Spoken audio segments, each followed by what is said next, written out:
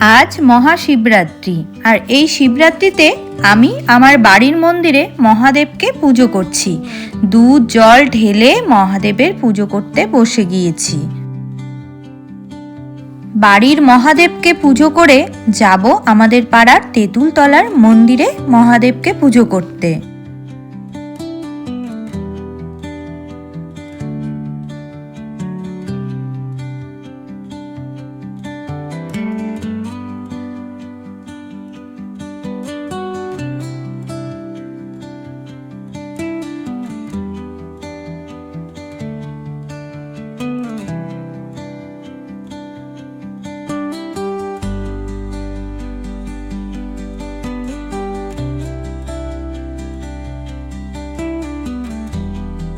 পেখমও উপোস করেছিল মহাদেবকে পুজো করার জন্য।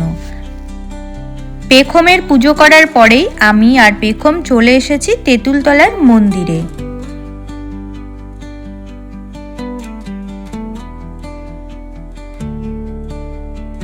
প্রতি বছর এই মন্দিরে আমি পুজো দিতে আসি, তাই এবারও চলে এসেছি।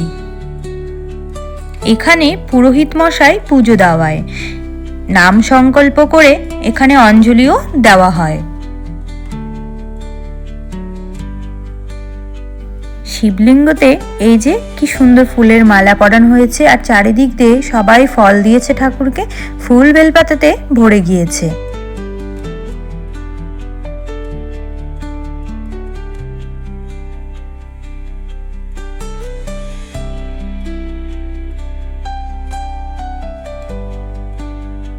মহাদেবের পুজো করে পাশেই এই কালী মায়ের কাছে চলে এলাম একটু ফুল দিয়ে ধূপ দেখাতে।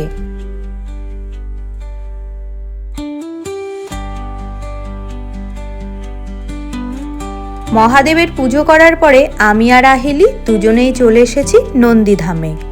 এটা নয়াবাজার দিয়ে একটু ভেতরে আসতে হয়, যদিও আমরা প্রথমবার এসেছি। আমরা কিন্তু চলে এসেছি নন্দীধামে।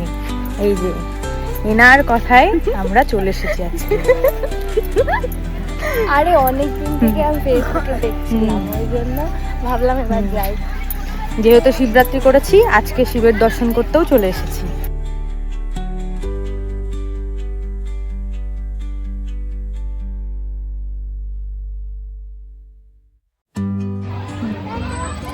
চলে এলাম নন্দীধামে, চলো ভেতরে গিয়ে দেখি। প্রথমবার এলাম, চল। আজ পুজোর জন্য চারিদিকটা প্যান্ডেল করে ফুল দিয়ে বেশ সুন্দর সাজিয়েছে।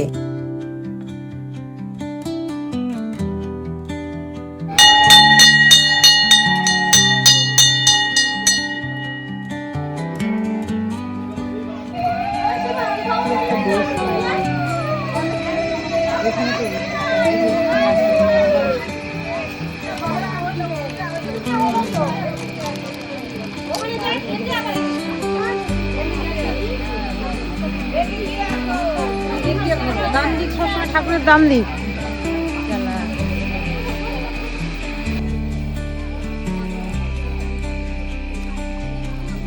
আমি 7 পা ঘুরছি মন্দিরের পাশ দিয়ে।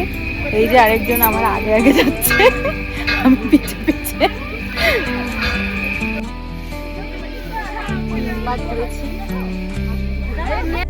নন্দীধামে এই যে বাবা মহাদেবের সামনে আমি বসে রয়েছি। স্বয়ং বাবা মহাদেবকে দেখে এত ভালো লাগছিল যে বলে বোঝাতে পারবো না। পাশেই ছিল শিবলিঙ্গ, সেখানেই সবাই দুধ জল ঢালছিল। আর চারিদিকটা দেখো কতটা সুন্দর, ফাঁকা জমির মাঝখানে এই মন্দিরটি। এখানে দেখো গণেশের কি সুন্দর একটা মূর্তি। এদিকে আবার গোপু সোনা দোলনায় বসে দুলছে। প্রথমবার নন্দীধামে এসে ভীষণ ভালো লেগেছে আমার।